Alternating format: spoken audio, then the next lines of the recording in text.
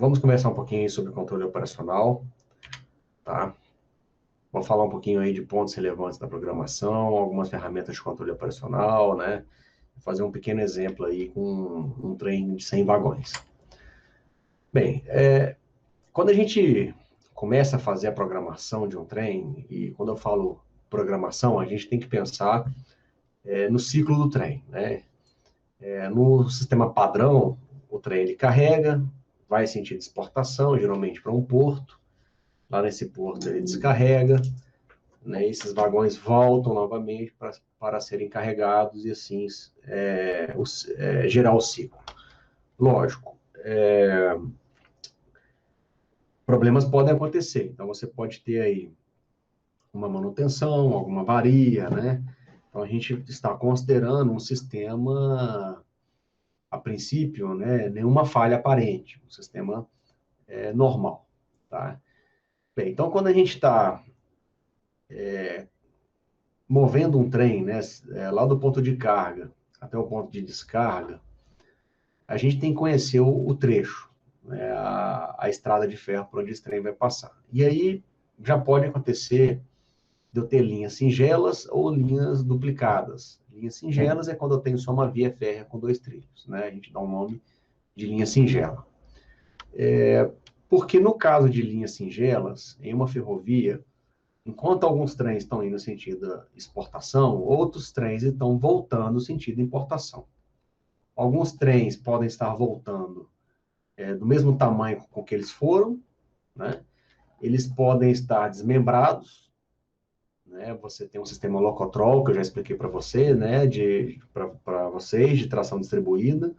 Esse trem ele pode ir com várias locomotivas distribuídas e volta, né? Essas locomotivas distribuídas agora viram locomotivas comandantes. Então, eu posso ter um trem de dimensões menores. Esse trem ele pode voltar carregado também, lá no porto ele pega uma outra carga, ou ele pode voltar vazio. Tudo isso depende, né, do local, do tipo de carga, do tipo de vagão, depende de diversas variáveis.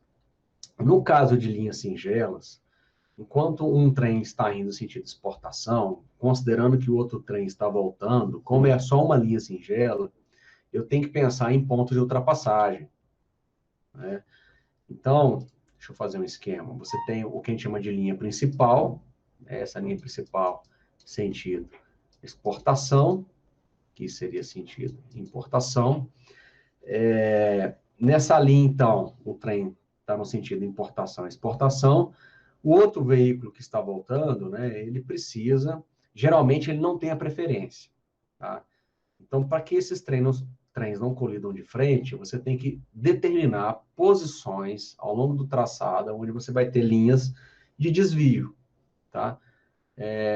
Pontos de ultrapassagem, mais conhecidos como desvio. Então, você faz uma ramificação dessas linhas, tá? E nessa ramificação, então, nesse comprimento que você tem aqui, porque esse comprimento a gente mede a partir do ponto que elas ficam paralelas, né? No desenho aqui não está bem paralelo, mas seria isso. O trem ele tem que ficar, então, o trem que está voltando, né, nesse sentido de exportação e importação, vai ter que entrar e ficar posicionado nesse desvio até que o trem principal passe por ele. Se esse trem que está voltando não for o trem principal, certo? Então, o trem vai ficar aqui. Então, esse comprimento L aqui da linha de desvio, ele deve ser conhecido e sempre maior do que o trem que está voltando, tá? Esse trem, então, que está sentindo importação e exportação, ele vai passar na linha principal.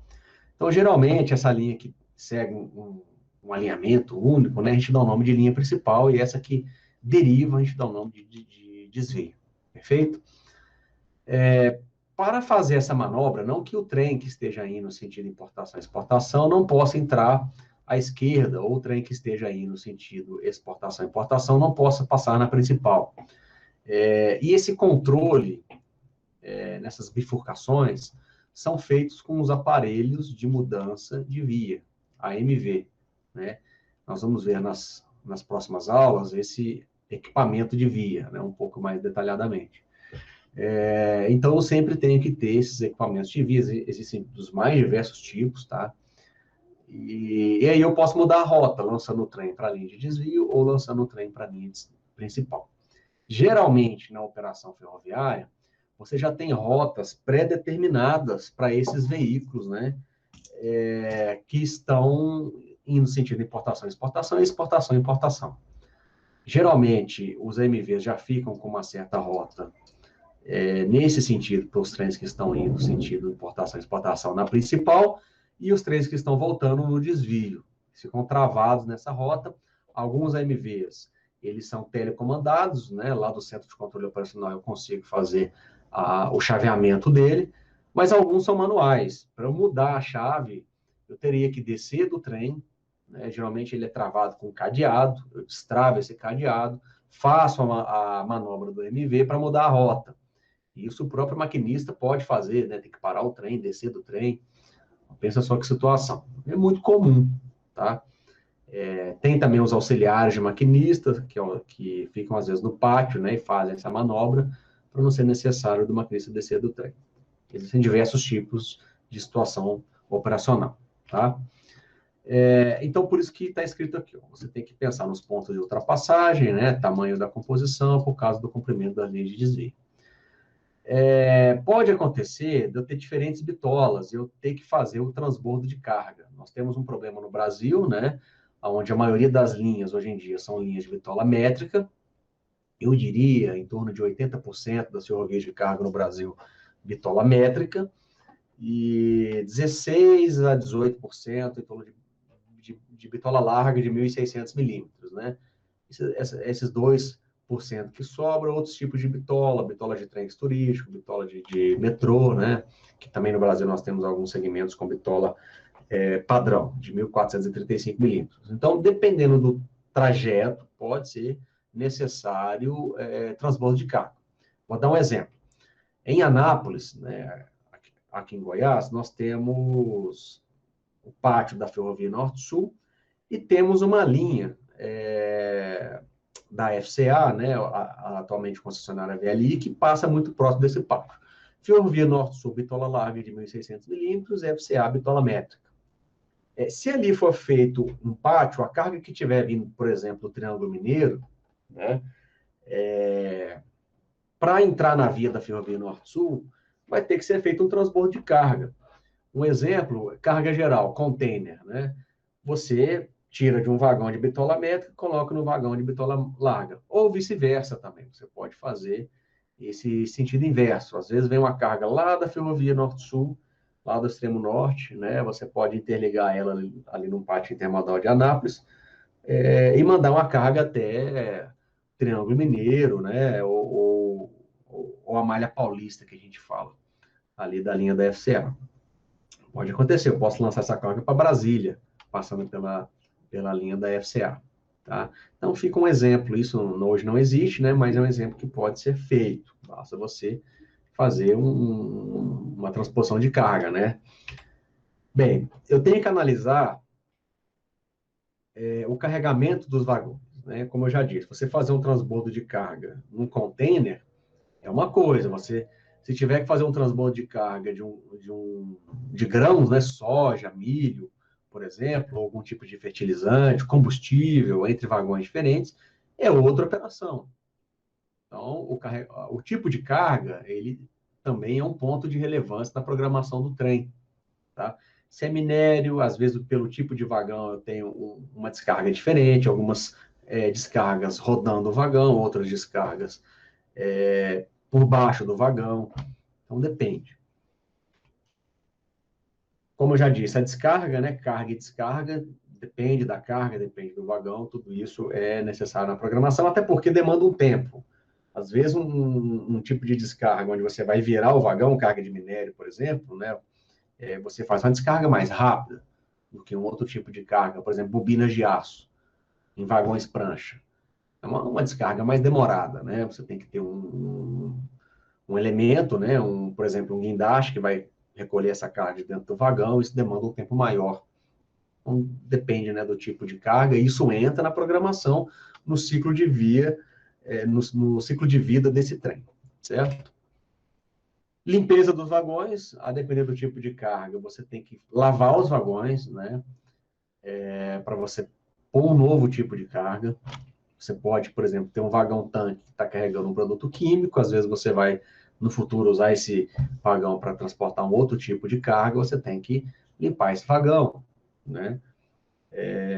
Às vezes você tem um tipo de vagão carregando açúcar, você vai carregar um outro tipo de carga nesse mesmo vagão, você não pode misturar, você tem que fazer a limpeza do vagão. Algumas cargas ficam grudadas na parede do vagão, né? Então, a depender do tipo, a gente tem que fazer essa limpeza. A formação do trem, né, o tipo de carga e a formação do trem também tem influência. Por exemplo, vagões mais pesados, como a gente já viu lá na lotação do trem, quando eu faço, né, o cálculo da posição e a quantidade de vagões, os vagões mais pesados, eles tendem a ficar mais próximo das locomotivas. Então, a depender do pátio, né, da estrutura que eu tenho no pátio, isso vai me demandar mais tempo para eu separar esses vagões e colocar determinados tipos de vagões mais próximos da locomotiva ou um pouco mais distantes, ou na cauda do trem, ou no meio, né? Então, na formação do trem, eu tenho que ter um pátio, esse pátio tem várias linhas, às vezes esses vagões estão espalhados em algumas linhas, eu tenho que ir movimentando esses vagões para encaixando na formação do trem, tá? Seria, por exemplo, uma seção de triagem, né, de um pátio. Então, por isso que está escrito aí que tipo de carga transportada em formação do trem depende, né, do terminal ou pátio, do porte dele. Isso pode demandar mais tempo ou menos tempo. Da velocidade média do trecho, isso impacta diretamente, né, durante as viagens. Alguma restrição de velocidade por um problema de manutenção que eu tenha na via, isso também vai me dar restrições de velocidade e talvez eu não vou conseguir desenvolver a velocidade máxima normal do trecho, eu vou ter que definir restrições, né? Por exemplo, um trilho que está com excesso de desgaste, dormentação inservível, problema de drenagem, entre outros, né? Isso gera restrições de velocidade também. A própria qualidade, né, das locomotivas que estão tracionando, às vezes é uma locomotiva mais velha, não tem aquele fôlego mais, vamos dizer assim, não consegue mais tracionar os vagões como antigamente. Isso pode impactar na velocidade dos trens. Então, a qualidade do equipamento que eu tenho interfere.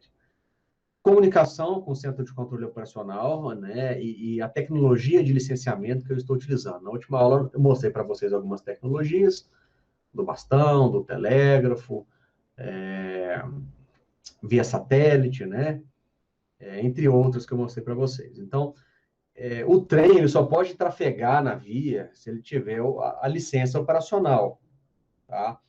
Então, vamos supor que eu estou usando lá, como antigamente, o sistema de licenciamento por bastão ou de talão. Um trem que está saindo da estação A, que está indo para a estação B, né, lá na estação B, considerando que já tem um outro trem esperando para seguir viagem, esse outro trem só vai poder seguir viagem quando o primeiro trem que está no trecho chegar no seu destino e entregar fisicamente esse talão. Ao passo que se eu tiver uma tecnologia, por exemplo, um CBTC, como eu mostrei na última aula, eu posso lançar um trem na cauda do outro. Não preciso de esperar o trem chegar para que ele seja licenciado. Então, isso também interfere na programação do trem, né? Essa velocidade de troca de informação, do posicionamento atual que o trem se encontra na via. Então, perceba como que se eu fosse fazer uma equação, como que essa uma equação de programação, levando em função as diversas variáveis, né, dessa função, como isso é complexo. Não é fácil, né, eu fazer de uma forma perfeita esse controle operacional dos trens, essa programação dos trens, tá? Bem, aqui um exemplo, foi o caso aí da Estrada de Ferro Carajás, ela foi duplicada, então, até então as linhas da Estrada de Ferro Carajás eram singelas, então aqui você vê na direita uma foto, onde você vê à esquerda a linha mais antiga, ainda com o dormento de madeira, e a linha nova, então por isso que tem essa diferença aqui. Então, nós temos uma notícia que saiu no Valor Econômico, né, no dia 28/10/2011. Ó, a duplicação do sistema Norte-Carajás, né, é um projeto que incluiu a Estrada de Ferro Carajás, né, porque a Vale é uma mineradora, ela usa a ferrovia como meio de transporte do seu minério, que é o seu principal negócio, né? Ela tem mina, ela tem porto, entre isso, né, a ferrovia. Com a duplicação da Estrada de Ferro Carajás, veja que o transporte do produto, né, iria passar dos atuais da época 130 milhões para 230 milhões de toneladas por ano. Ou seja, 100 milhões de toneladas a mais por ano. E isso só foi possível com a duplicação da Estrada de Ferro Carajás. Porque aí eu consigo colocar, enquanto um trem está descendo, o outro trem está subindo. Né? Qual que é a outra forma de eu melhorar essa produtividade também, tendo carga, lógico, né, para colocar dentro dos vagões? Investir em sistema de licenciamento, né, posicionamento do trem, entre vários outros aspectos que a gente podia exemplificar. Tá? Então, aqui é um case brasileiro, a Estrada de Ferro Carajás, a ferrovia no transporte de carga, que transporta grandes quantidades de carga, uma das principais, se não a principal ferrovia brasileira, tá, da Vale, e vem ano após ano batendo recorde de transporte de carga. Tá? Então, movimentou realmente e movimenta a economia daquela região do Pará e Maranhão. Tá? Aqui um exemplo de uma linha de desvio. Então, como eu já mencionei, a gente tem os marcos de entrevia, o trem só pode ficar do marco para a direita, né, do marco esquerdo para a direita, do marco direito para a esquerda. O trem não pode ficar com a cauda dele depois do marco, porque senão outro trem que esteja trafegando nessa linha aqui pode esbarrar.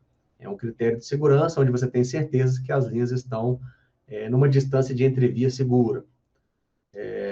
Então, tem a linha principal, tem a linha de desvio, posso ter um desvio morto ainda, onde não liga, né, no ponto aqui não tem a ligação. Ela serve para eu colocar algum vagão, estacionar algum tipo de vagão, algum tipo de equipamento ferroviário. Às vezes eu tenho tráfego de trens indo no sentido de exportação, outro voltando no sentido de importação, e junto com essa quantidade de veículos, às vezes eu tenho um equipamento dando manutenção na via. A depender da situação, o trem pode ter prioridade ao equipamento de manutenção, ou vice-versa, mas vamos considerar que o trem esteja com prioridade. Eu mando um sinal para a equipe de manutenção, ela vai deslocar até o desvio morto, vai ficar ali estacionado. Aí passa o trem principal, passa o trem desvio. Esse equipamento de manutenção volta a fazer o seu serviço. É um exemplo, né, da utilização do desvio morto. Ok? Bem, no Brasil, no caso geral, aí, lógico, existem exceções. Esses desvios de cruzamento, mais uma vez, os desvios de cruzamento servem para o trem não bater de frente um com o outro, né? Eles estão situados a cada 25 quilômetros. A cada 25 quilômetros eu tenho um desvio desse. Tá? A velocidade média dos trens no Brasil, em torno aí de 40, 45 quilômetros. Tá? Então, nessa velocidade, para essa distância, se você fizer os cálculos aí, trens que estejam trafegando entre esses desvios de cruzamento, eles vão demorar em torno aí de 37 minutos, 37 e meio, para chegar no próximo desvio de cruzamento. Né? Basta você pegar essa distância aí e dividir pela velocidade. Né? Você vai ter esse tempo. Em hora, você faz a conversão, vai dar aproximadamente aí 37 minutos de intervalo. Então, se eu tivesse uma tecnologia que eu conseguisse lançar um trem atrás do outro, eu poderia, né, reduzir esse intervalo de espera. Esse veículo que está aqui na linha de desvio, esperando, a essa velocidade, para essa distância, ele ficaria aproximadamente aí quase 40 minutos parado, né, esperando o trem principal cruzar, para ele, então, ter autorização para seguir a viagem. É um tempo significativo, né? Eu já cheguei a ficar mais de 2 horas em alguns casos. Quando eu trabalhava na ferrovia, a gente ficava lá no desvio esperando o trem prioritário passar pela gente. Então, a gente ficava lá esperando e isso é um certo desperdício, né, de tempo.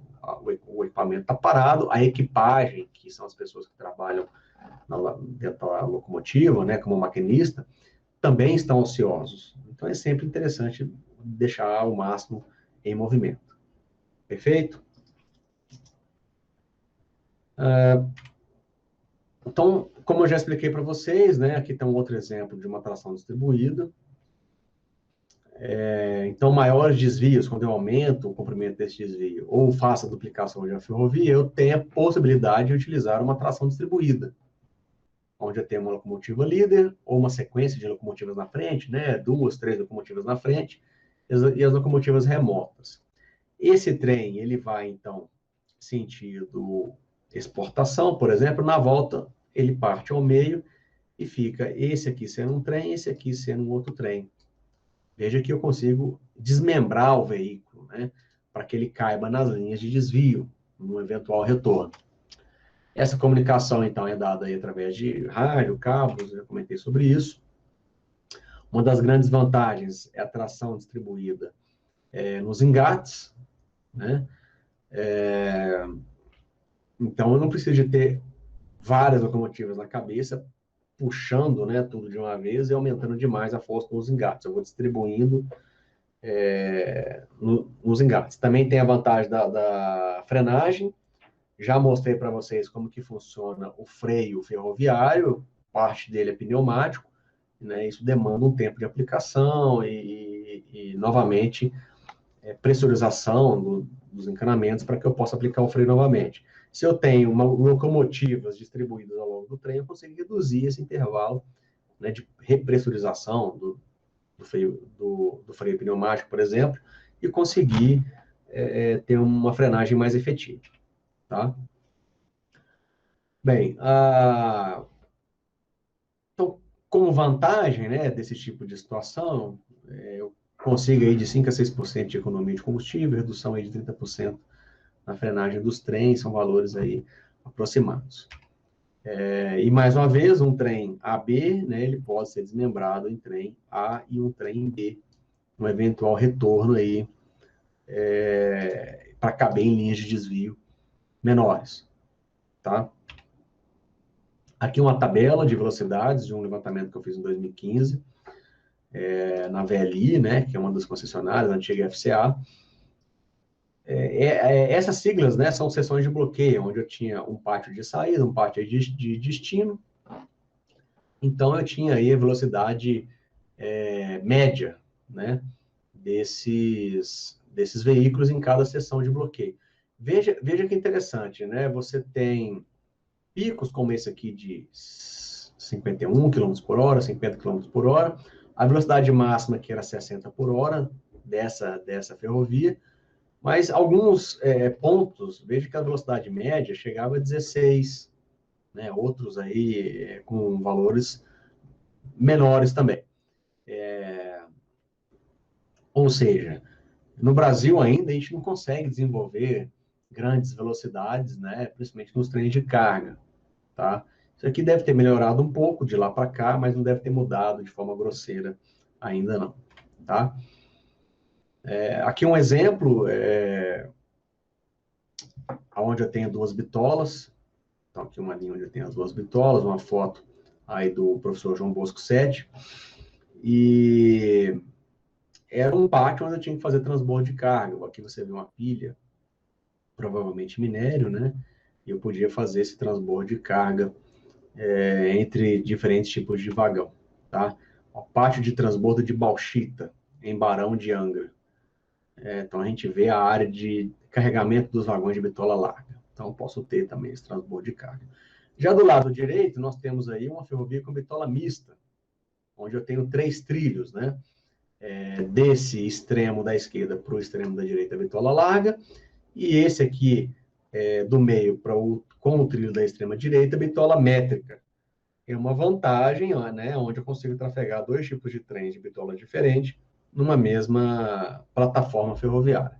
Lógico, eu tenho que gastar um pouco mais com os dormentes, que serão um pouco mais caros, com mais fixação e com mais um trilho, né? Aí, de fato, eu tenho 3 trilhos. Isso encarece bastante esse tipo de obra, mas é solução para algumas regiões. Veja que alguns países, por exemplo, China, Estados Unidos, são países onde você não tem, em larga escala, até onde eu tenho conhecimento, esse tipo de problema. A bitola é toda padronizada, né? Na bitola padrão de 1.435 milímetros. Então, é uma grande vantagem. Você consegue, às vezes, andar de ferrovia do país de leste a oeste, de norte a sul, numa mesma bitola, coisa que não acontece no Brasil. Então, eu diria que isso aqui é um problema notoriamente brasileiro, essa questão de bitola mista, tá? Aqui um exemplo, né? Um mapa ferroviário. Então, essas linhas aqui do sul do país, em geral, são bitola métrica, tá? Nós temos aqui, em laranja, nessa região que estou circulando aqui agora, Estrada de Ferro Vitória Minas, que também é bitola métrica, é uma das ferrovias da Vale, bem operada, né? Uma ferrovia bem produtiva, sair de Belo Horizonte, tem algumas ramificações, né, de interior, mas você consegue sair do... E tem o trem de passageiro também, nessa ferrovia. Você consegue sair de Belo Horizonte e chegar até o Porto de Vitória, né? Na verdade, o trem de passageiros vai até Cariacica, no Espírito Santo, e é uma viagem de quase 12 horas, quase 1.000 quilômetros, né? No trem de passageiros, um exemplo. Mas,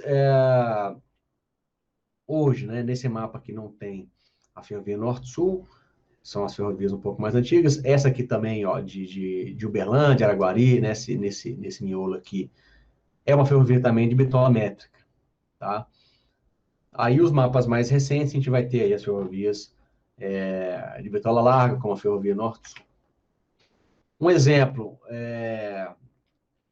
Professor, carga, você pode ter uma interface rodoviária e ferroviária, você pode ter uma moega, onde você faz a descarga das carretas, e esse tipo de carga você pode jogar dentro de um trem. Então, eu costumo dizer que o ideal é que você tenha o que a gente chama das centrais, onde você deveria ter em torno aí de 300, 500 quilômetros de estradas rodoviárias, isso a depender do tipo de carga, né, lógico, principalmente cargas de baixo valor agregado, né, commodities, soja, milho, minérios, esse tipo de carga, você não deveria andar 1.000, 2.000 quilômetros de caminhão. Você deveria chegar a isso aí de 300 a 500 quilômetros, fazer uma descarga no setor ferroviário, né? Carregar isso em trem, você fazer a viagem por trem, você reduz bastante o custo de frete. É o que se tenta fazer hoje em dia lá no Mato Grosso com a implantação da Ferrogrão. A Ferrogrão, como diz o nosso atual ministro, né, vai ser uma ferrovia que vai definir a política tarifária de frete no nosso país, porque hoje no Mato Grosso ali, né, você tem um celeiro de soja do mundo, um dos celeiros de soja do mundo, né, e você vai conseguir colocar uma ferrovia ali transportando essa carga. Então, você vai ter uma competição interessante, né, entre a rodovia e a ferrovia. E para grandes distâncias, cargas de baixo valor agregado, você não está, né, levando nenhum diamante, você vai conseguir transportar grandes quantidades a grandes distâncias num valor de frete muito mais atrativo.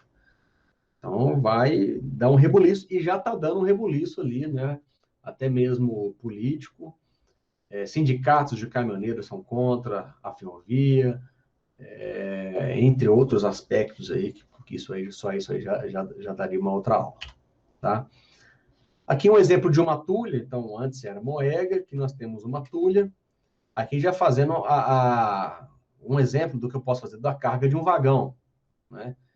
Então você tem, por exemplo, os grãos armazenados em silos, esses silos, então, através de um tipo específico de transporte, como esteiras, né? Você pode, ou por gravidade, você vai jogar essa carga desses silos para os vagões. Veja que aqui eu tenho um caso de um vagão Hopper, lá no começo da nossa disciplina eu já mostrei para vocês alguns tipos de vagões fechados, né? Hopper, são muito utilizados para transporte de grãos, e enchendo o vagão. Então, você encheu o vagão, vai ao próximo, enche o vagão. Então, o trem, ele pode estar numa pera ferroviária, deixa eu ver se eu mostro aqui uma pera. Aqui, uma pera ferroviária, onde você tem um silo, né? Você tem a tulha, e olha que interessante, o trem, ele vem já formado. Você tem ele formado, né? Ele entra aqui, faz uma curva, e ele vai sendo carregado. Então, nesse desenho, na verdade, não está dando para ver ao certo se ele está indo nesse sentido ou se ele está indo nesse sentido de cá. Mas o fato é, o trem, vamos supor que ele está indo nesse sentido de cá, né? E está voltando nesse lado de cá. Então, esse veículo, ele vai indo vagão por vagão, vai sendo carregado, né? Do jeito que vocês viram aqui, na tulha, e já vai saindo do outro lado. Então, esse segmento aqui, né, é uma linha duplicada, onde ele vai voltando do outro lado. A depender da pera, talvez nem precise de eu tenha uma linha duplicada. Posso colocar um MV, né, dividindo a via bem aqui nesse segmento.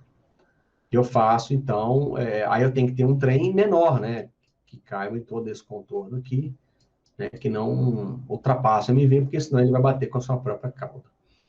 Então, veja que interessante, né? Você teria um centro de distribuição desse, você chega, né, de várias regiões com as carretas das fazendas, você descarrega isso, você coloca isso no silo, e aí sim o trem para fazer longas viagens, e lá no porto também fica mais fácil de descarregar. Né? Você tem um sistema por exemplo, viradores de vagões, você já tem toda uma estrutura consolidada para que você consiga descarregar esses vagões para o navio de forma muito mais organizada, né, e mais rápida. Então, tá aí um exemplo de uma pera ferroviária. Estava mostrando a tulha, aqui um outro exemplo. Então, veja que você tem os trilhos aqui embaixo, tá? O veículo, então, ele passa aqui de baixo, para, né, e cai através desses tubos aqui no trem. Um outro exemplo, aqui nós temos aqui um trem da VLI chegando, então ele vai passar por dentro da tulha. Veja que aqui tem uma esteira, né? Parece com uma esteira rolante. Vai jogando a carga e essa carga, então, vai caindo aí dentro dos vagões. Aqui já dentro, olha que interessante. E o trem está para lá, ó. Vem vindo o trem, vai descarregando isso aqui dentro dos vagões. Você, então, tem a carga. Né? Ou você tem aí o carregamento dos vagões. Perfeito? Para fazer descarga, isso depende muito do tipo de material, como eu já disse. Aqui um vídeo de exemplo. Está fazendo uma descarga por baixo, olha só. Aqui é carvão, né? Fez o carregamento por cima, está descarregando por baixo.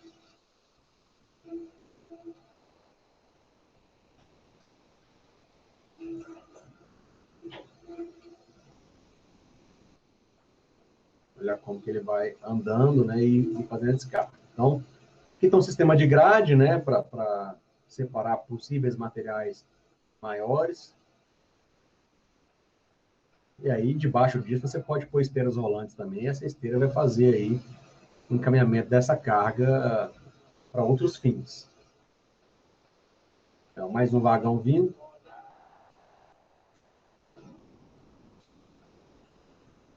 Veja que engenhoso, né? Tem um ressalto. Debaixo desse ressalto e abre a tremônia. Aqui já é um exemplo de um gerador. Vocês viram no vídeo anterior uma descarga por baixo. Aqui esse gerador ele vai girar o vagão, né? E aí ele faz a descarga.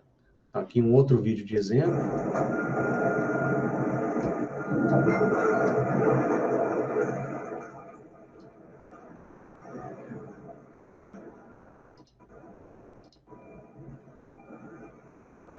E olha lá atrás, já está girando. Veja que o sistema desse de descarga, ele é bem eficiente, né? Calma aí, só tirar isso aqui, Raul.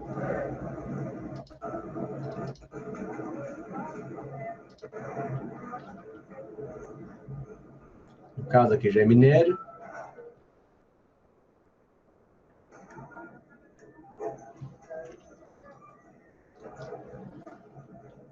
Aí você vem para trocar, ó.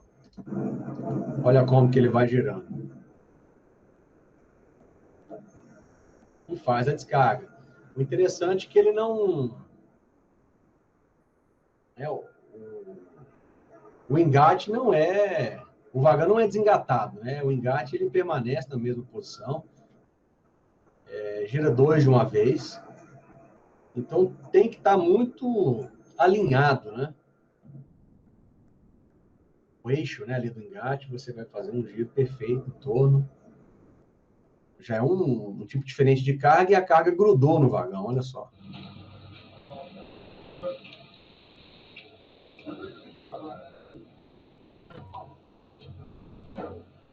Já é um outro problema. Pode filmar, então, Paulo? Pode filmar, então? Pode filmar.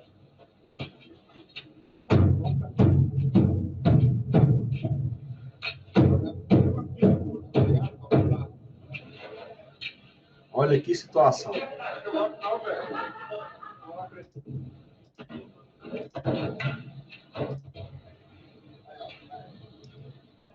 Ele joga isso para fora, no sistema de grade. Essa descarga aqui vai demorar bastante, né? Olha só a demora da descarga. Então, percebam que depende muito da carga, do tipo do vagão, né? De outros fatores também. Bem, então, da formação do trem, né? Os vagões mais pesados vão estar mais próximos da locomotiva, geralmente não deve ter uma diferença de 20 toneladas entre cada vagão. Cargas perigosas podem ter posicionamento especial. E a formação do trem também pode considerar o destino dos vagões. Tá? Isso aqui eu já falei, do CCO também já falei. Vou pular esse vídeo, era um vídeo de dispositivo homem-morto, que eu também já comentei com vocês. Vamos falar um pouquinho do prefixo dos trens. Bem, cada ferrovia pode ter o seu prefixo, o seu sistema de prefixo, né?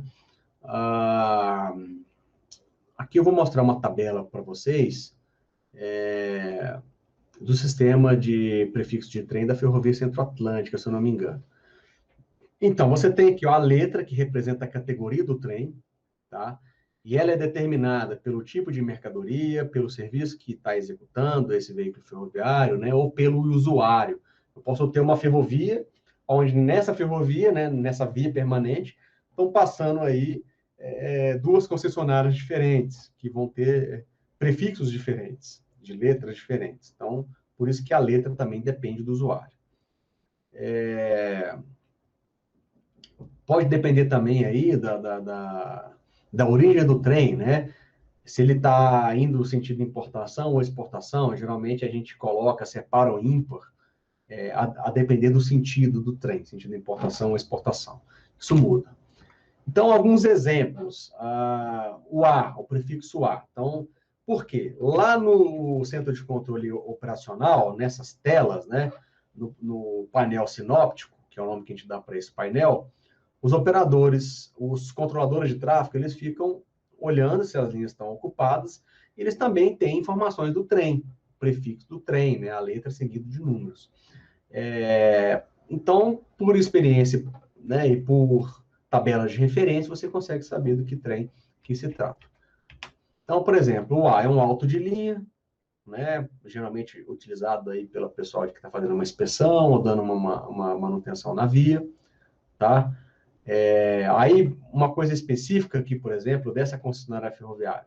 O B também pode ser um alto de linha, mas, no caso, altos de linha que estejam em corredores diferentes, né? O A seria em corredores centro, sul e oeste, e o B seria em corredores ferroviários norte e leste.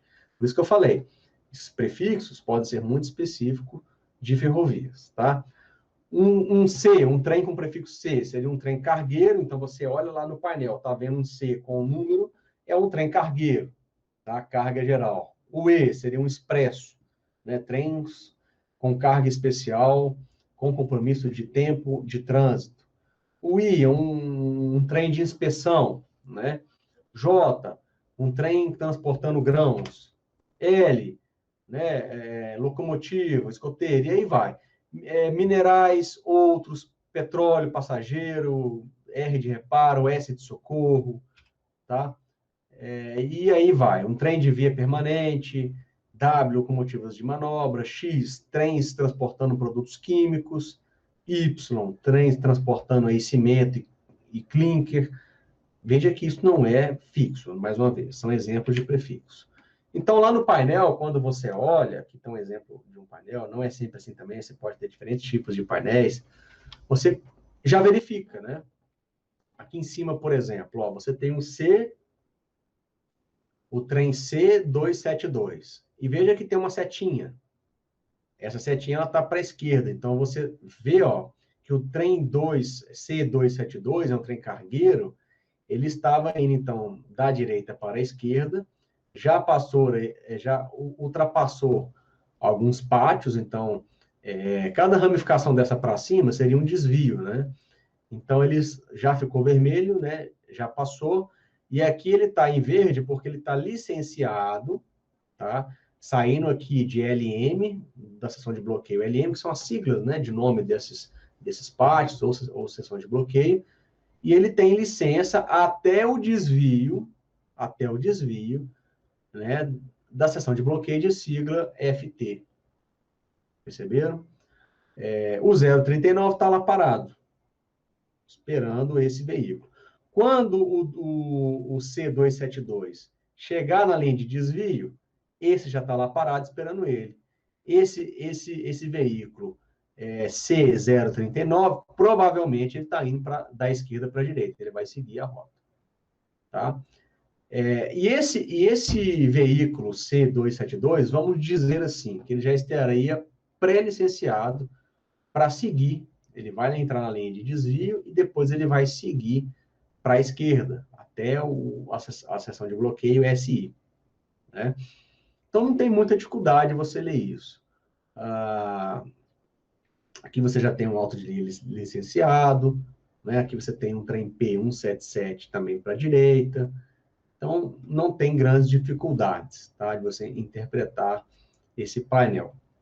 Perfeito? Bem, um outro tipo de situação que pode acontecer no campo é quando eu tenho que passar a trocar informações do centro de controle operacional com o maquinista, né? Hoje em dia, com o advento aí,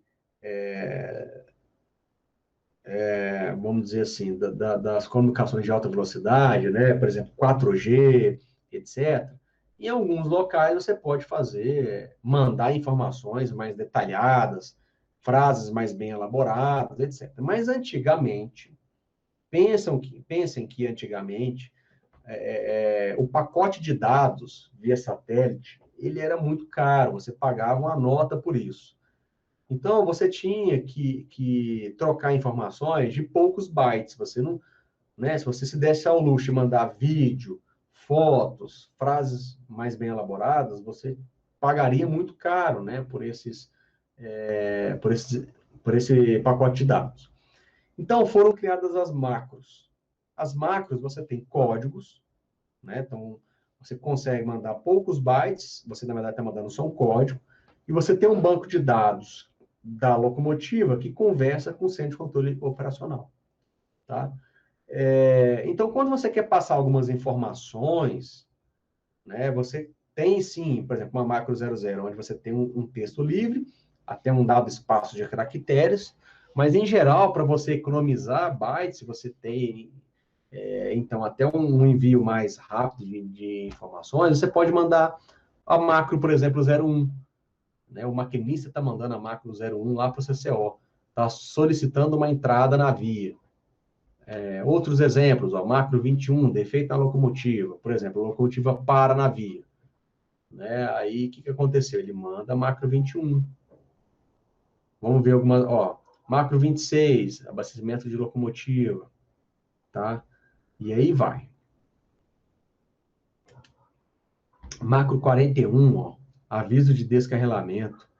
Alguns sistemas já tem um sistema automático, né? Você tem alguns dispositivos de detecção de descarrilamentos, dispositivos que ficam instalados na via, né? Quando o trem sai dos trilhos, ele passa com a roda em cima desse dispositivo, ou de um circuito desse dispositivo, ele abre o circuito. E aí tem lá, às vezes, todo um sistema já programado, que quando está descarrilado, você manda uma máquina automaticamente avisando que teve um descarrilamento. Né? Isso aí é um sistema interessante. Ó, licença para um trem de socorro, uma licença permissiva, onde você pode colocar 2 trens na mesma seção de bloqueio. E aí vai. Mais e mais macros, né? 55, por exemplo, está ocupando indevidamente uma seção de bloqueio que não era para aquele trem estar ocupar, né? Ó, macro 51, erro na confirmação da licença. Tem algumas que se repetem aqui, né, para alguma coisa. E aí vai. Bem, vamos definir, então, a capacidade de tráfego, né? Deixa eu olhar minha hora aqui. O que seria a capacidade de tráfego? É o número de trens, né, que eu posso passar num dado segmento, a grosso modo. Isso é capacidade de tráfego. Nós vamos começar com um equacionamento bem simples e vamos elaborando ele um pouco melhor. Então, ó, admitindo um regime de licenciamento a intervalo de espaço, né, nós já vimos licenciamento, então eu tenho um espaço, eu não vou colocar 2 trens no mesmo espaço, tá? Um trem não pode partir de uma estação antes que o precedente tenha atingido a estação ao sinal de bloqueio seguinte. Então, licenciamento por intervalo de espaço. Muito comum, tá? Eu tenho, né, um equacionamento aqui, ó, muito simples. Ó. Considerando uma linha singela, ou seja, uma linha que não é duplicada, o intervalo entre os trens, ou seja, o tempo entre os trens, né, será o tempo necessário, o intervalo entre os trens será o tempo necessário para percorrer uma distância entre 2 estações ou seções de bloqueio e uma dada velocidade v. Né? Então, aqui, ó, não tem nada de novo. Distância, né? Distância é o quê? Se eu faço aqui, desculpa, a velocidade média, deixa eu apagar aqui, ó. A velocidade média, se vocês isolar, é distância dividido pelo tempo, t, né? Passo aqui multiplicando, passo o t dividindo, então, velocidade é distância sobre tempo. Então, eu tenho que tempo é igual a distância sobre velocidade. Muito simples, né? A capacidade de tráfego de uma dada via seria igual a 24 horas, né? 24 horas, no tempo t que cada veículo leva para percorrer uma distância e uma dada velocidade. Então, novamente, eu tenho a capacidade de tráfego de um dia, né? Vamos fazer o cálculo para um dia, 24 horas é um dia, e nesse dia, então, eu divido pela distância, porque eu corto as unidades, né? Eu tenho unidade de tempo, aqui embaixo o t também vai ser unidade de tempo, por exemplo, segundos, ou horas, ou minutos, e você, então, corta e você vai ficar com o número adimensional, que é a quantidade de trens, né, para 24 horas naquele segmento, que é a capacidade de tráfego. Bem, mas se eu sei que o tempo, né, é igual à distância sobre a velocidade, eu substituo aqui e chego que a capacidade de tráfego é igual a 24 vezes velocidade dividido pela distância. Tá? Então, as distâncias entre seções de bloqueio, elas são conhecidas. E eu consigo, então, gerenciar a velocidade. Então, eu tenho a capacidade de tráfego. Então, veja que a velocidade dos trens é um fator diretamente proporcional à capacidade de tráfego. Se eu aumento a velocidade dos trens, o que acontece com a minha capacidade de tráfego? Eu aumento a minha capacidade de tráfego. Né? Se eu aumento a minha distância entre as seções de bloqueio, o que vai acontecer? Eu vou reduzir a minha capacidade de tráfego. São inversamente proporcionais à capacidade de tráfego com a distância. Perfeito? Então, para 24 horas eu tenho essa condição. Né? Então, vamos fazer um exemplo. Vamos supor que eu tenho uma velocidade média de 35 km por hora em um pátio de estação de 25 km. É só você substituir na equação. Ó. Capacidade de tráfego é 24, né? Vezes a velocidade, que é 35 km por hora. Então, veja que essa hora corta com essa hora, dividido pela distância, que é 25 km. Então, esse quilômetro corta com esse quilômetro. Vai sobrar aí um número, 33,6. Não existe fração de trem, ou é um trem ou não é, então seria aí 33 trens a grosso modo. Agora, eu tinha mostrado uma tabela lá atrás, onde para cada seção de bloqueio eu tinha velocidades diferentes. Então, olha, voltando aqui, ó. Então, eu poderia, para cada seção de bloqueio dessa, né, vamos considerar que todas elas são de 25 km umas em relação às outras. Eu vou pegar, então, 24 vezes a velocidade dividido por 25. 25 km, né? 24 vezes a velocidade em km por hora dividido pela distância. Então, eu consigo definir a capacidade de tráfego para cada seção de bloqueio. Concordam comigo, então, que vai existir uma seção de bloqueio crítica? Aquele vai ser o meu gargalo, né? E vai ser o gargalo se todas tiverem a mesma distância, né, de 25 quilômetros. Se eu tiver que investir uma grana para duplicar a via, ou seja, reduzindo a distância, porque reduzindo a distância entre seção de bloqueio, eu aumento a capacidade de tráfego, eu vou colocar naqueles trechos onde as velocidades são mais críticas. Muito lógico isso, né? Mas aqui, a partir de uma equação muito simplória, que é essa aqui que eu tinha mostrado para vocês. Ok? Bom, então olha só que interessante. Ó. A equação anterior considera a mesma velocidade nos dois sentidos. Para considerar tempos isolados para cada sentido, a equação passa a ser. Então, aqui eu fiz uma modificação da equação. Veja que isso aqui é como se fosse uma média. Né? Olha que interessante. No slide anterior, deixa eu apagar, eu tinha 24 horas dividido pelo tempo. Né? Esse tempo aqui foi considerado um tempo igual nos dois sentidos. Agora, aqui, às vezes, eu tenho um tempo diferente entre importação e exportação. O que ele está fazendo aqui é a média, né? 24 horas dividido pelo tempo diferente. Então, a gente percebe que ele está fazendo uma média. Tá? Resolvendo isso aqui, então, esse 2 passa para cima, faço a multiplicação inversa, então vai ficar 2 vezes 24, aí que aparece o 48. Então, 48 dividido, então, o tempo num sentido e o tempo no outro sentido. É tempos médios daquela seção de bloqueio. Veja que essa equação ela serve para seções de bloqueio. Ok? Então, qual que é a conclusão que nós temos dessa simples equação? Verifique-se que o aumento da capacidade de tráfego está associado com o aumento da velocidade média dos trens ou redução da distância entre as estações. Tá?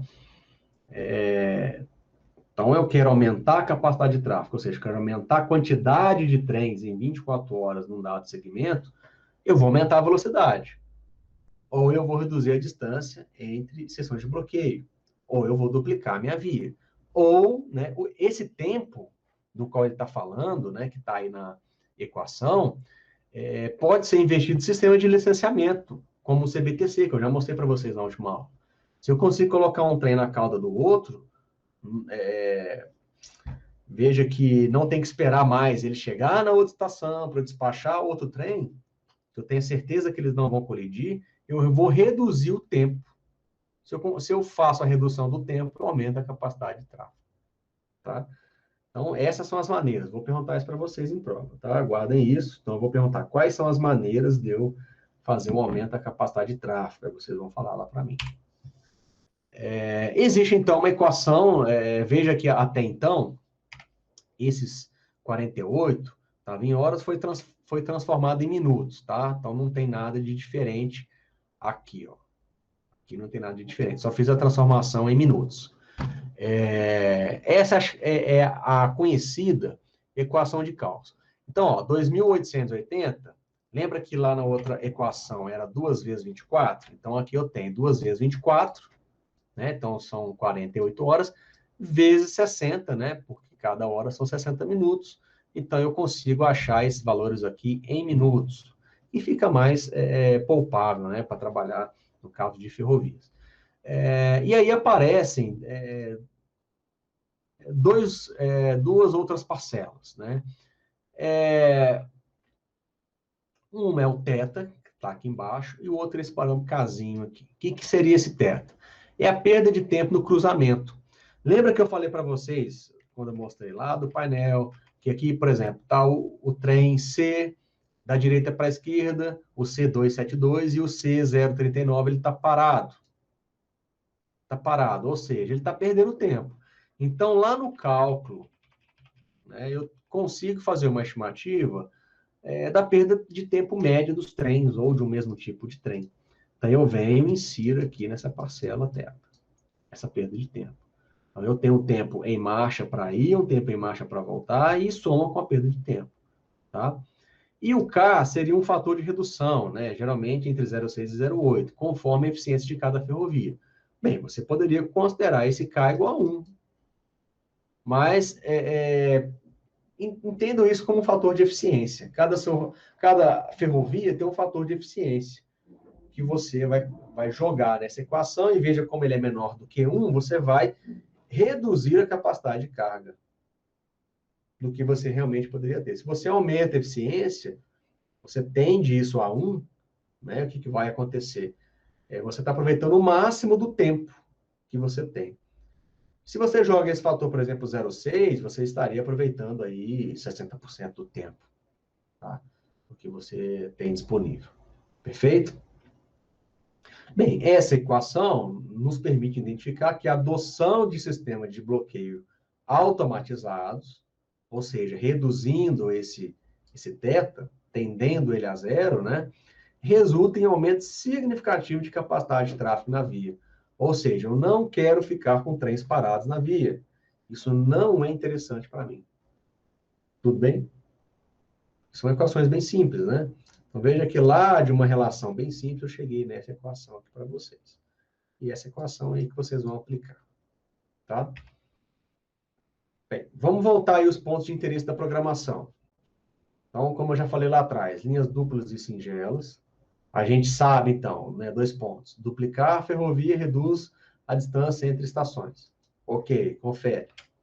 Né?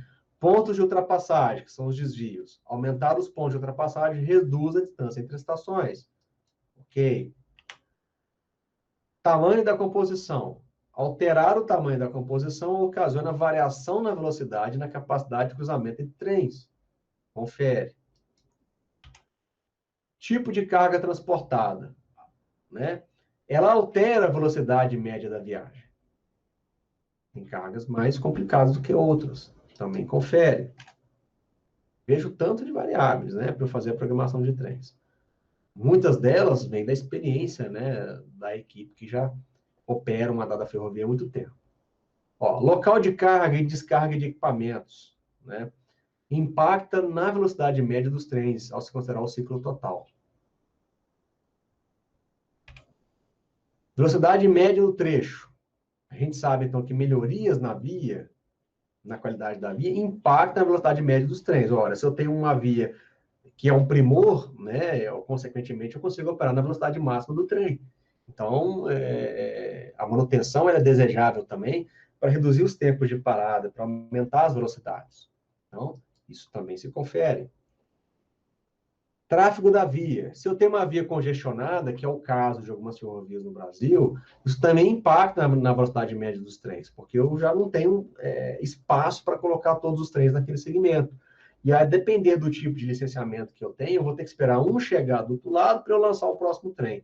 Então, vias de tráfego congestionado, é muito importante pensar tanto na duplicação, quanto nos sistemas de controle, né, sinalização e segurança de tráfego. Tá? Comunicação com o CCO e a própria tecnologia de licenciamento também impacta aí na programação do trem. Vai interferir na velocidade média dos trens, porque se eu demoro para fazer essa comunicação com o CCO, eu estou parado, né, perdendo tempo fazendo essa comunicação, às vezes para pedir um licenciamento. Se o CCO lá está de prontidão, se a linha está livre, é só questão deles receberem essa informação para dar o licenciamento para o trem seguir viagem. Se eu faço um sistema que eu apenas aperto um botão, comparado com o sistema que eu tenho que ficar digitando a licença, aquele que aperta o botão é mais rápido. Né? Fica um exemplo aí para vocês terem noção. Né? E a preferência entre trens também vai interferir na velocidade média dos trens, porque eu posso fazer com que um trem fique parado enquanto um trem prioritário ultrapasse, né, lá no cruzamento. Isso impacta a viagem de alguns trens. Perfeito? Aqui um gráfico de circulação. Esse é um tipo de gráfico muito comum em ferrovias. Então, eu coloco aqui no eixo Y, eu coloco as estações, ou os pontos de seção de bloqueio, né? Então, eu tenho aqui a estação A, estação B, estação C, D, E, F, G. E no eixo X, eu coloco o tempo. Dias, horas, minutos, etc. Então, olha que interessante.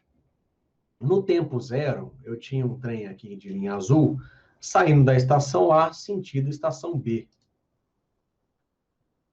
Veja, então, que se eu rebater esse ponto aqui embaixo, o que eu tenho?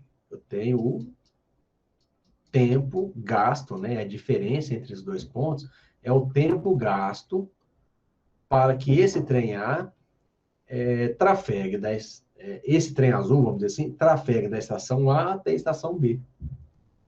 E qual que é a distância que ele andou? Essa distância aqui. Certo? Essa aqui é a distância. Então, veja que eu tenho o quê? Aqui eu tenho tempo, aqui eu tenho a distância. Ora, se eu conheço a distância, eu conheço o tempo, nesse gráfico eu consigo tirar a velocidade. A velocidade não é a distância no tempo? Então, eu tenho uma relação, né?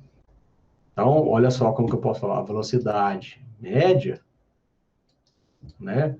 Vai ser o quê? A distância final, né? Menos a distância inicial, dividido aí, né? Pelo tempo final, menos o tempo inicial.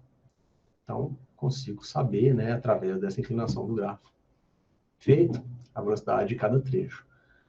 E aí, veja que o trem vermelho só saiu da estação A sentido da estação B, que o tempo está correndo nesse sentido, né? Quando o trem azul chegou na estação B, ele estava esperando ele chegar para sair, né? Esse tempo que a gente verifica aqui, ó, se vocês analisarem o gráfico, veja que esse trem azul, ele ficou parado, ele não andou distância, mas o tempo andou, né? O tempo andou nesse sentido, ou seja, ele ficou parado por algum motivo nesse tempo aqui. Ou para esperar embarque de passageiros, etc. Né? A gente percebe que, até pelo desenho, né, apesar de não estar em escala, que esse trem B, esse trem vermelho, desculpa, ele ficou um tempo menor parado na estação B do que esse outro trem. Mas ambos estão seguindo sentido da estação G, né? O trem vermelho, ele para aqui na estação E, o trem azul, ele segue até na estação G. Lá na estação G, ele para, né? E depois ele vem diretão, ó. Ele vem voltando da estação G até a estação A, sem parar. Aqui ele foi parando, fazendo essa escadinha no gráfico. Depois, na volta, ele voltou da estação G até a estação A, sem parar, né? Então, eu consigo também determinar, sem parar, né, qual tempo qual velocidade, né, que ele teve, qual o tempo total que ele teve, né? Tempo aqui é a distância total e a velocidade. Eu consigo determinar também. A gente percebe um trem verde vindo em sentido contrário. Então, ele está indo em sentido contrário, ele está indo na estação E para a estação A, né? Quando ele chega aqui na estação, o trem azul chega na estação C antes dele. E tem um dado momento, né, que praticamente os três trens aí quase se encontram.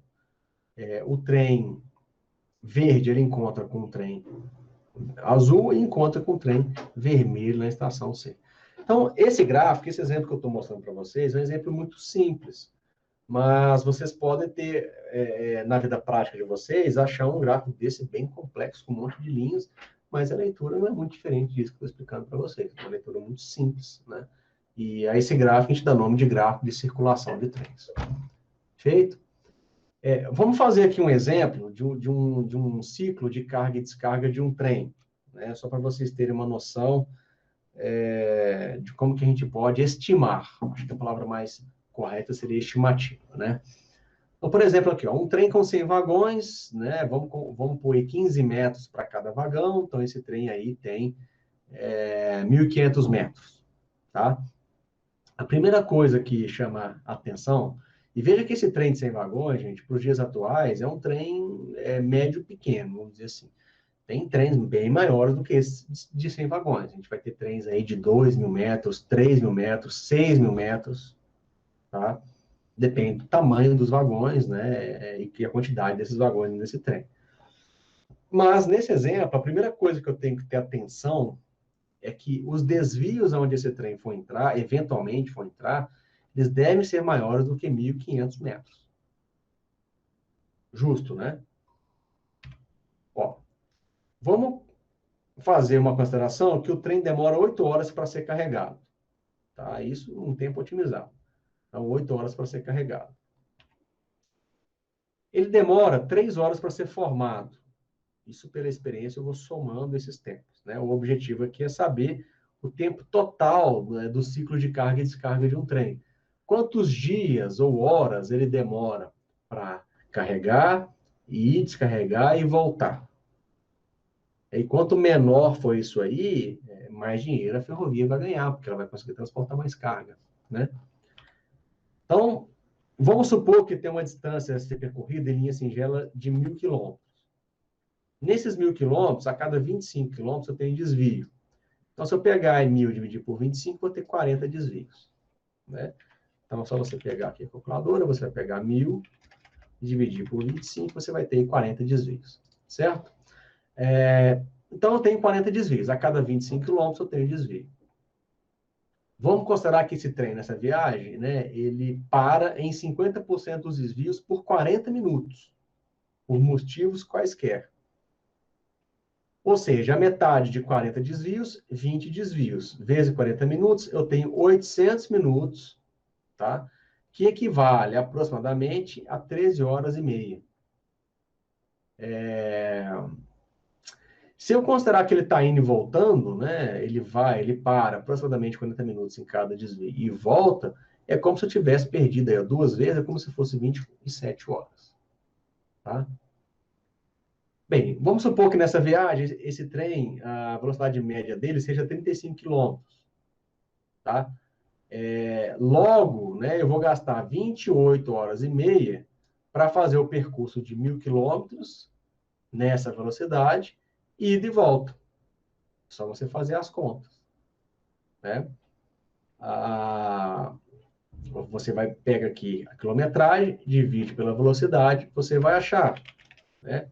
Pegar 1.000, esse percurso, vamos dividir por 35, olha lá, deu 28,57. Coloquei 28 horas e meia, né? Aqui, cada 50 seria uma fração de meia hora.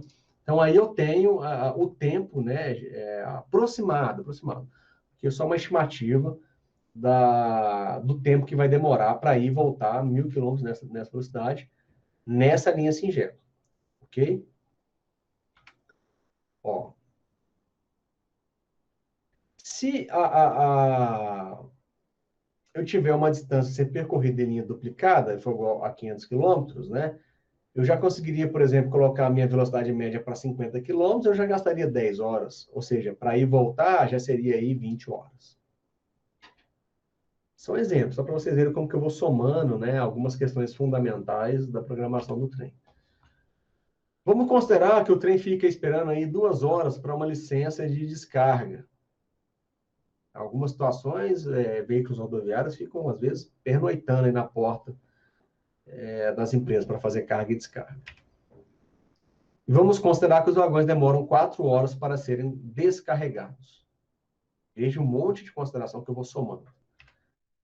Ó, a lavagem dos vagões não será computada, não vou lavar os vagões, né? No retorno, o trem demora 4 horas para ser triado e inspecionado.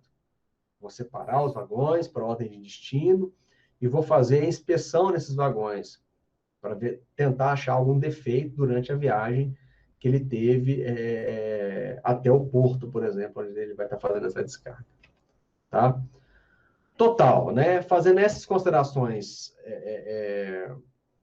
básicas, contas básicas, a gente verifica, por exemplo, que é um caso próximo do real, pessoal, 125 horas, aproximadamente aí 5 dias. Tá? E é um caso próximo do real. Eu tenho aí realmente paradas, às vezes até mais demoradas de 40 minutos. Eu tenho aí distâncias muito superiores a 1.500 quilômetros, né? Aqui eu coloquei 1.000 singelo e 500 duplicado. A velocidade de 35 e 50 são velocidades compatíveis com alguns trechos, como eu mostrei naquela tabela lá atrás.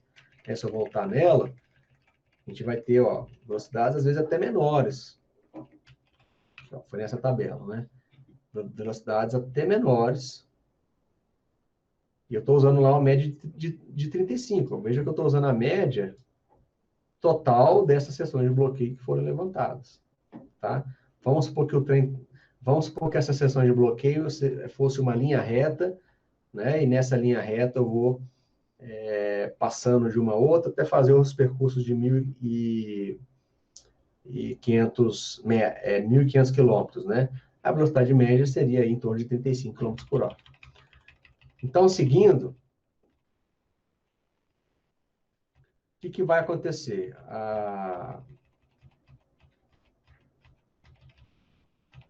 A partir desse exemplo, eu trouxe outros para vocês.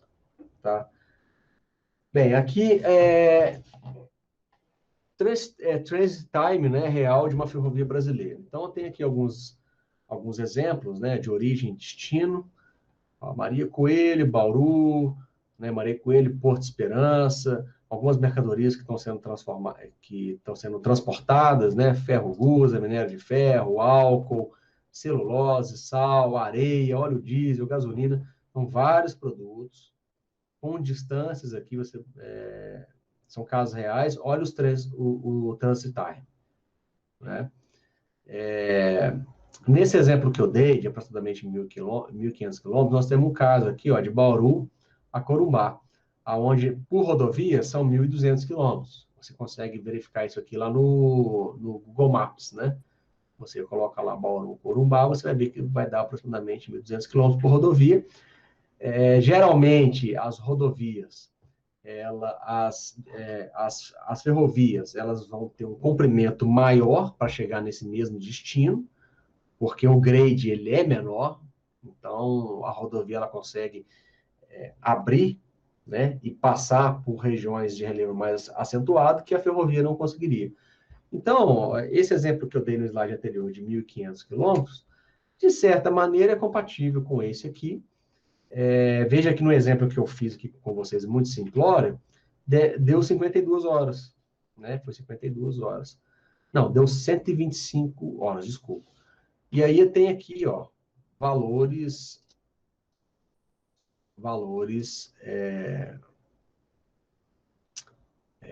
reais, né? 101 horas, 157 horas. Veja que a mesma rota, outras mercadorias, é diferente do produto siderúrgico, que demorou mais. Para vocês terem noção como que uma carga, né, pode alterar aí o tempo, né, de viagem. Perfeito? Bem, aqui para mostrar para vocês que num computador de bordo de uma ferrovia, eu consigo obter diversas informações. Eu consigo saber em branco, aqui em cima tem uma legenda, em branco seria a velocidade. Então, aqui está do KM 690,697 até o 624, né? Então, ele está um trem que está indo no sentido contrário ao estaqueamento, e eu consigo saber a velocidade. Olha, ele saiu aqui da velocidade zero, foi ganhando velocidade, chegou aqui a picos de 45 km por hora, que no eixo Y tem a velocidade, né? Os pontos em vermelho, né? Os pontos aqui seriam pontos de aplicação de freio. Essa linha contínua em vermelho seria a velocidade máxima, por exemplo. Desde o início, ele poderia, VMA 60 por hora, ele poderia ter trafegado a 60 por hora. Aqui tem uma restrição de velocidade, mas depois ele poderia ter retomado. Agora, olha a diferença da velocidade que ele teve, né? Que é essa aqui em branco, para a velocidade máxima da V permitida. Na modalidade de transporte ferroviário, a gente consegue controlar isso muito bem, tá? As velocidades máximas para as velocidades que o trem está. Eu consigo saber a aceleração, né? Quando ele aplicou o freio. Então, eu consigo saber a pressão de ar, né? Se eu apertasse outra tecla lá do software do computador de bordo. Eu consigo saber, aqui embaixo, o peso do trem, então, 1.612 toneladas. Consumo, né, de diesel, ele consumiu para fazer esse percurso 1.748 litros, aproximadamente, né, andando aí né, uma dada distância. E aí eu tenho uma relação de consumo. Aqui no trem a gente tem litros para cada 1.000 toneladas brutas, né? Então, olha só, ele gastou aqui, toneladas quilômetros brutos. Então, ele tem uma média de 5,94 litros para cada 1.000 toneladas quilômetros brutos que ele transportou, tá? Tem a data, tem o horário, então eu consigo saber aí todas as informações do computador de bordo. Hoje em dia isso está mais avançado, né? Ele consegue saber mais informações da máquina, informações via satélite, você casa isso, né? Consegue fazer um monte de coisa. Um outro exemplo de viagem, aqui uns relatórios que eu conseguia tirar lá no tempo que eu trabalhava na ferrovia.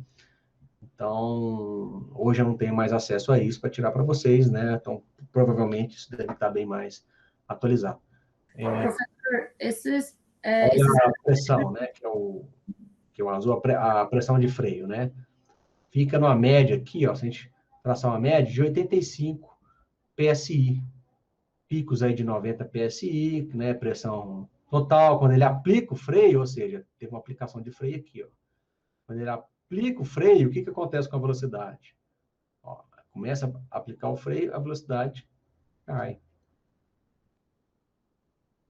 Aí pressuriza novamente, aumenta a velocidade. Ele aplica o freio novamente, por quê? Reduziu a pressão no encanamento geral. A velocidade cai. Veja que é sempre assim, ele aplica o freio, a velocidade cai, tá? Isso aqui, o freio, né, é pneumático, então, que é medido pela pressão. Então, esses relatórios de bordo, eles vão me dar várias e várias informações de viagem, tá? E é isso.